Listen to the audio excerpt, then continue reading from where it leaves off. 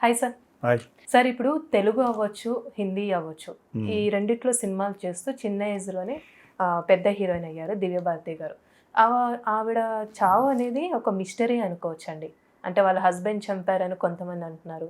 ఆవిడ చావుకి కారణం ఒక మాఫియా ఉందని అంటూ ఉన్నారు. అసలు నిజాలేంటి సార్ మీకు తెలిసినంత? మాఫియా దావీద్ ఇబ్రాహిం కూడా చెత్త కొడుకు వాడే అమ్మాయిని వాడేసుకుని ఆ గ్రూప్ అంతా వాడేసుకుని ఆ అమ్మాయిని బ్లాక్మెయిల్ చేస్తూ బతికేస్తున్న బ్యాకప్ మ్యాన్ గారి పైకి ఏదో ఫ్లాట్లో ఉంటుంది పైకి వెళ్ళి అమ్మాయిని లేపి విండోలోంచి గెంటేశారట.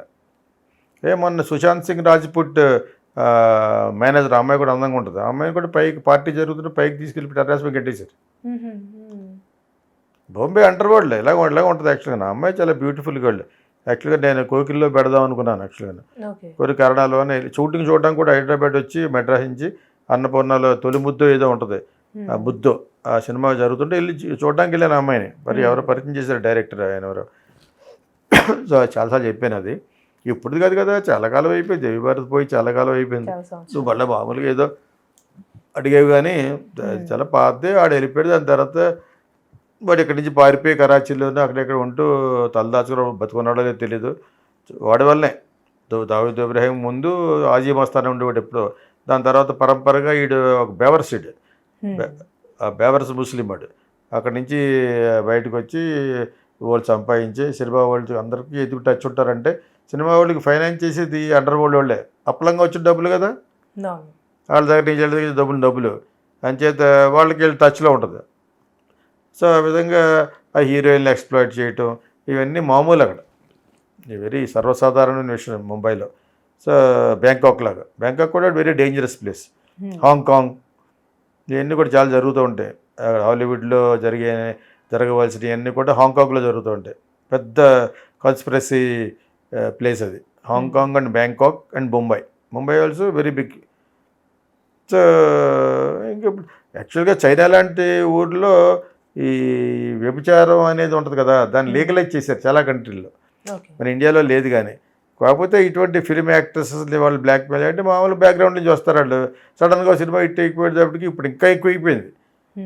వాళ్ళకి కూడా ప్రొటెక్షన్ ఉండదు. ప్రొటెక్షన్ పెట్టుకోవాలంటే అక్కడ ఉన్న గ్యాంగ్ లీడర్లకి శాపద్రోజుగా ₹1 ఇవ్వాలి. ఎవరైతే ఒక 700 కోట్లు 10 కోట్లు సినిమాకి తీసుకుంటారో హీరోయిన్లు వాళ్ళందరినీ అడుగుతారు వచ్చి. వాళ్ళకి భయం కదా, ప్రాణ భయం ఉంటుంది, ఏదో భయం ఉంటుంది. అంచేత ఆ విధంగా అమ్మాయిని బెదిరించేసి వాడేసుకుని బై ఆల్ మీన్స్ వాడేస్తున్నారు అమ్మాయిని. వాడు చిన్న పిల్ల ఆ అమ్మాయి కూడా కొంచెం ఇటువంటి మెంటల్ స్టెబిలిటీ లేదని నాకు ఎవరో చెప్పారు. సడన్గా షూటింగ్ నుంచి వెళ్ళిపోయిందట వెంకటేష్ సినిమా నుంచి.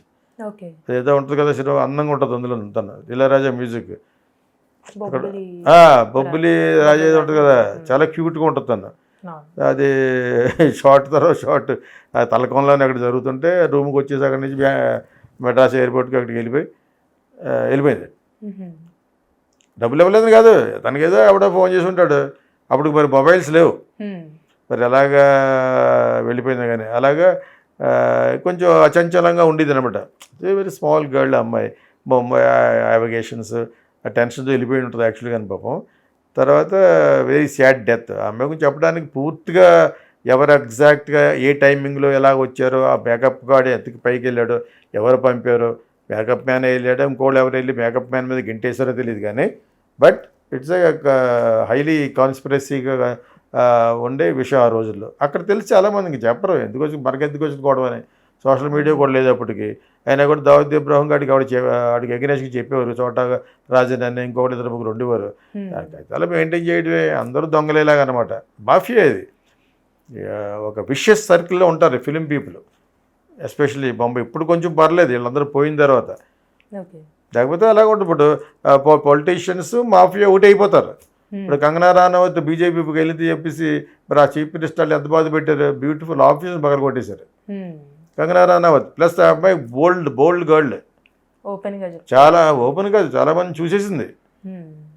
రితిక్ రోషన్ లాగా అంటే ముందు ఇంక 2-3 చూసేసింది. ఆ అమ్మాయి అన్ని టక్కా ముక్క తిని ఫెంటాస్టిక్ ఆఫీస్ కట్టింది ఈ రోజున. తను అక్కడి నుంచి వచ్చింది, కులు మనాలి నుంచి వచ్చింది యాక్చువల్గా. సో బై ఆల్ మీన్స్ కొంచెం డేరింగ్ అండ్ ఎడ్యుకేటెడ్.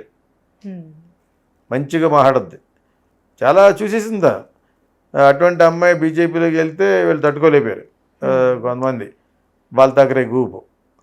సో వాళ్ళు ఏదో చేయడానికి ప్రయత్నించారు, బుల్డోజర్ని పెట్టి ఆఫీసు ఎదరు పోర్షన్ ఏదో ఎదరికొచ్చింది, ఏదో వంకలేని ఏదో పెడతారు. సో ఆ విధంగా ఎక్స్ప్లాయిట్ చేయడానికి అధికారం వరకు ఉంటుంది, రూలింగ్ పార్టీలో ఉన్న వాళ్ళకు ఉంటుంది యాక్చువల్గా. So Divya Bharati death is a mysterious death, చాలామంది తెలుసు, కానీ బాంబేలో చాలామందికి తెలుసు, ఆ పక్కన నైబర్స్ వాళ్ళందరికీ తెలుసు, కానీ ఇంకెవరు బయట పెట్టలేదు. చాలా కాలం అయిపోయింది జరిగి, కానీ ఒక బ్యూటిఫుల్ యాక్ట్రెస్ని కోల్పోయాం యాక్చువల్గా.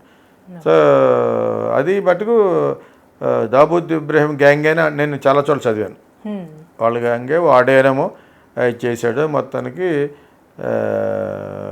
It is a big conspiracy యాక్చువల్గా పాపం. దాన్ని చచ్చిపోవడం అనేది చాలా బాధాకరం. మంచి బడ్డింగ్లో ఉంది అప్పటికే, షారూఖ్ ఖాన్ వాళ్ళందరూ కుర్రోళ్ళు అప్పటికి. షారూఖ్ ఖాన్తో యాక్ట్ చేసి వీటితో మొత్తం చేస్తుంది. ఇటు వచ్చి వెంకటేష్తో చేసింది, ఇంకోటి ఎవరితోడో, ఇంకా తెలుగులో ఇంకా బాగా పికప్ అవ్వలేదు.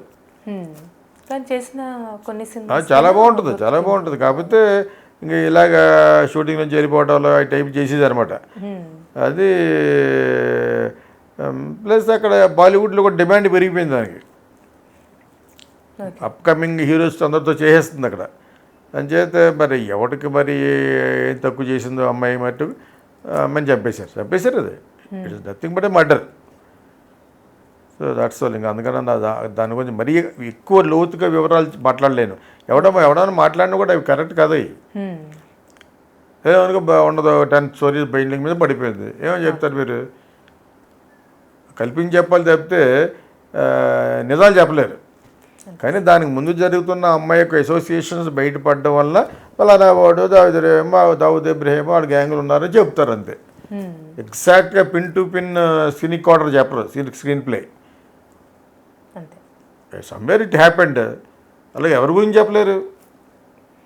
కాబట్టి సోషల్ మీడియా ఎందుకు అవుతారంటే ఏదో తెలిసినట్టు అవుతూ ఉంటారు అనమాట. వేరే వాళ్ళు చెప్పిన వాళ్ళు చెప్పిన అవుతూ ఉంటారు. అది నాకు పెద్ద ఇంట్రెస్ట్ ఉంటుంది, చూస్తాను.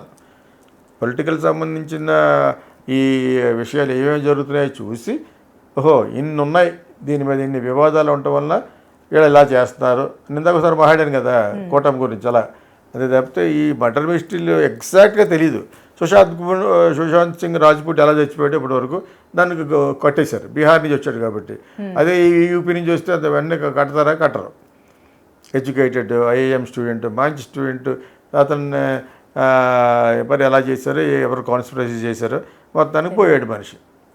మామూలు ఆర్టిస్ట్ అతను మంచి బడ్డింగ్లో ఉన్న actor, star, educated, more than all these thing. మిగతా వాళ్ళు అందరూ అంత పెద్ద ఎడ్యుకేటెడ్ కాదు. షారూఖ్ ఖాన్ వీళ్ళందరూ కూడా జస్ట్ నామినల్గా గ్రాడ్యుయేషన్ చదివాడు తప్పితే ఇతను ఈజ్ వెరీ టెక్నికల్లీ మంచి హోల్డ్ ఉన్న మంచి స్టూడెంట్ అతను. సుశాంత్ సింగ్ అతన్నే కోల్పోయాం. That's all. Thank you so much sir.